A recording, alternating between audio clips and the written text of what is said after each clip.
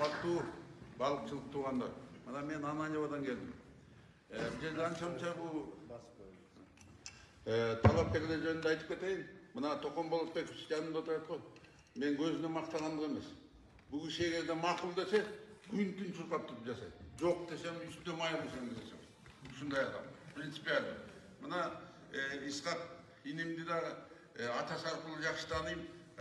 Атасына пленумдардын докладдарын мен жазып жүрчүмүн убагында. Анан убагында Москвага чейин алып кетем дегенде мен шартым болбой калып барбай калгам. Эми Адахан жөнүндө айта турган болсок, мына Адахан деген Адахан.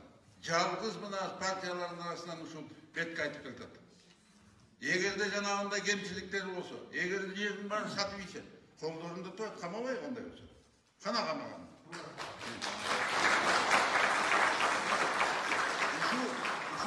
Трибунада турган мен ушу адамгерчилик жөнүндө айткым келет. Мына азыр бийлик мындай топтошуп алып жаманатты кылып атат. Бирок учурунда Садыр камалганда кыйкырып чыккан ушу Адахан болчу. Эмнеге камап атасың? Чындык үчүн камап атасың. Атасы өлдү, энеси өлдү.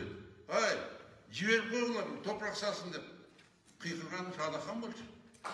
Мен көзүнө мактаганмын. Мына тили бар деп атат.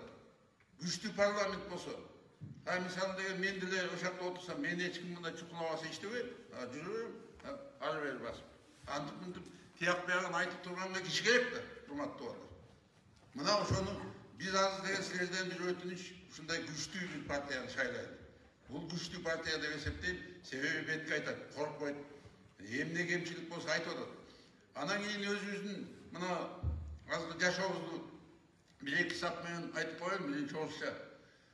Нужно гнать, не пуская к власти, тех бездарных, безмозглых людей, увлеченных одной лишь страстью, как набить бы карманы скорее.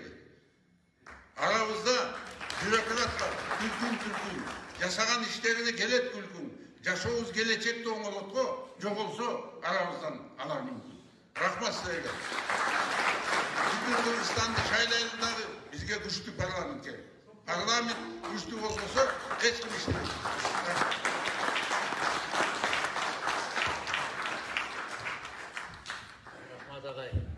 Рахмат агай. Мына эл ичи өнөр кенчи деген ушу. Мына азыр эле биз сүйлөгөн сөзгө бул киши далилдеди. Караңыздар. Орусча дагы эч акцент. Кыргызча дагы эч бир нукура